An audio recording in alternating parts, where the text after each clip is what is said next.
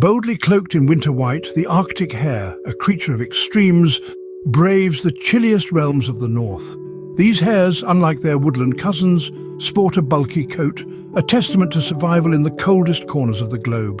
Remarkably, they can reach speeds of up to 30 miles per hour, a necessity in evading predators in the barren tundra. As spring greets the Arctic, their fur transitions to a blue-grey hue, aiding in camouflage.